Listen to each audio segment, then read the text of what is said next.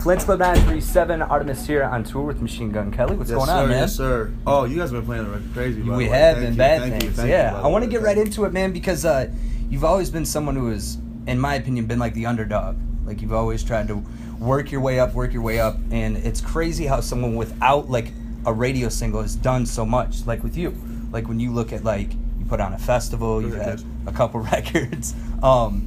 What is that feeling like to actually have a song on the radio now that you didn't have to force?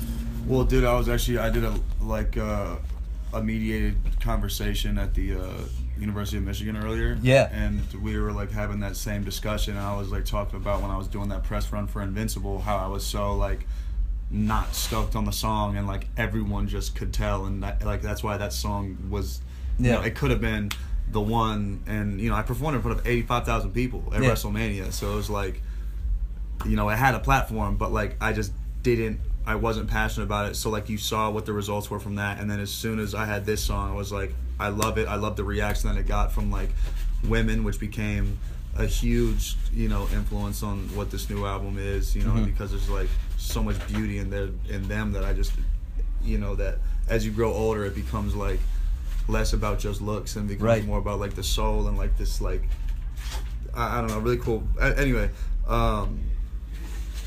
so you know, like dude, I'm just so stoked that like a song with like real lyrics, like intense songwriting, you know what I'm saying, like you can play it acoustic and it comes across just as amazing as with full. So I don't know, I'm really stoked, and I'm so glad it didn't happen back then. I'm so glad it's happening now. A lot has changed since then though, because even like I went through this week and watched a lot of your recent interviews, and it's almost like you like are growing up in front of people, but you're still the same person, to where you're okay to do interviews, to where before it was like, yo, fuck you, I don't want to do this interview. Right, you know, what made you flip that switch? Oh, when people that started interviewing me like started actually becoming fans of what I was doing.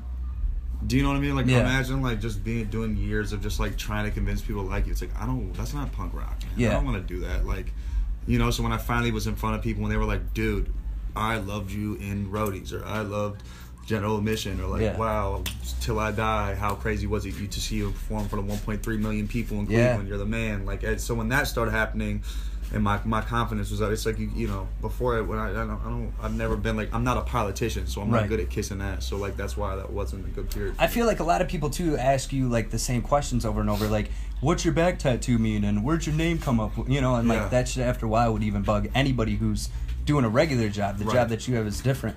The other thing that I appreciate is your rock mentality and the rock influence that you had. You had Lizzie Hale, you had Detroit's own Kid Rock on a track.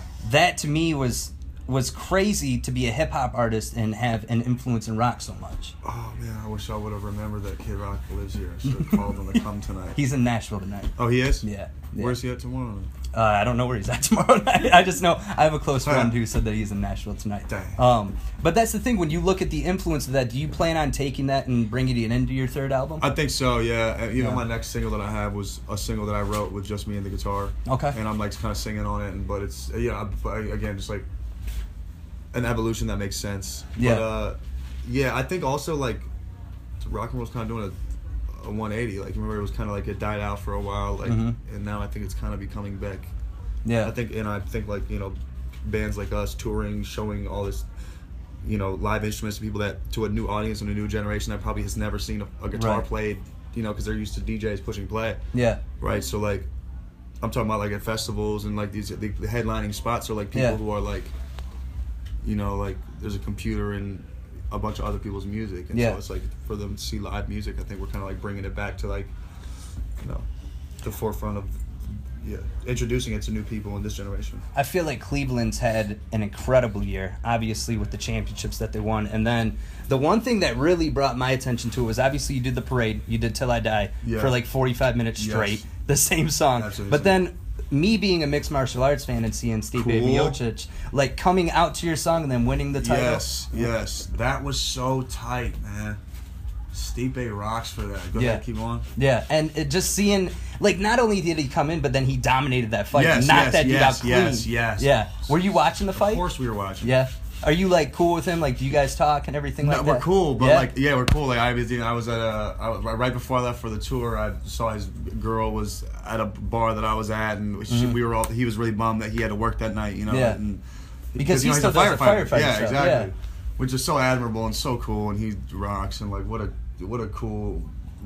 how proud are we to have a guy like that representing our city? Because he's just such a man's man. Well, he's a badass. Yeah, like, you know what I'm saying? Dude knocks out people in like 2 minutes. He's just one of them. He's a Midwest monster, man. Yeah. And I just love that. Yeah. Now, with this new album that's coming out, do you have a release date yet? They gave me freedom to put out whenever I want. Like, okay. they were like, they said, give us something January, February. I said, have something January, February. So with that, you're obviously going to have the rock influence. Is there going to be anything else? Because I feel like with every album that you have, there's something different about it. Like, yeah, this one's is going to be happy cows, almost like mixtape talking shit cows. Now, I feel like Mod's son also has a huge influence on you because you watch the videos and the dude is like a radiating light. Oh yeah, like, he has an influence on my energy. Yeah. Right? Like, so like you're like, you know, usually I'm depressed on tour. This is actually the first tour.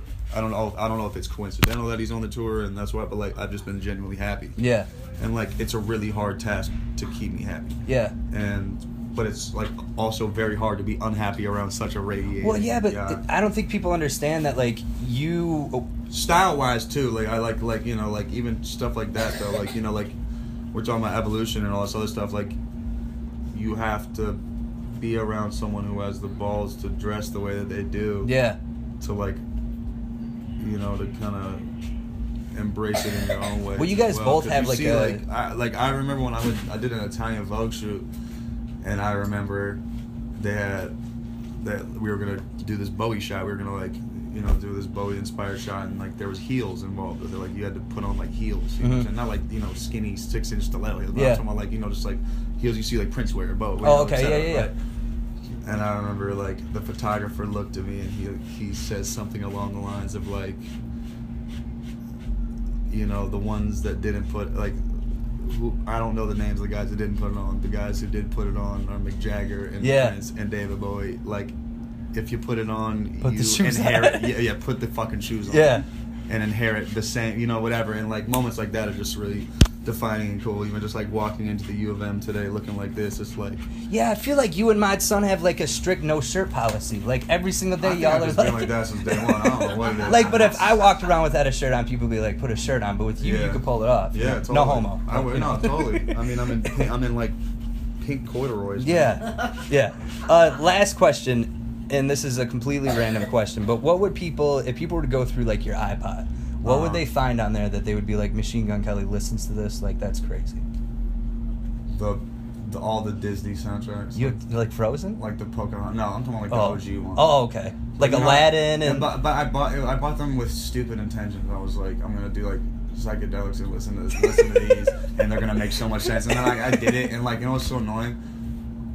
On the Alice in Wonderland soundtrack, the old school Alice in Wonderland soundtrack, that's the you know when you plug in your phone, the first song on your iPod plays. Yeah.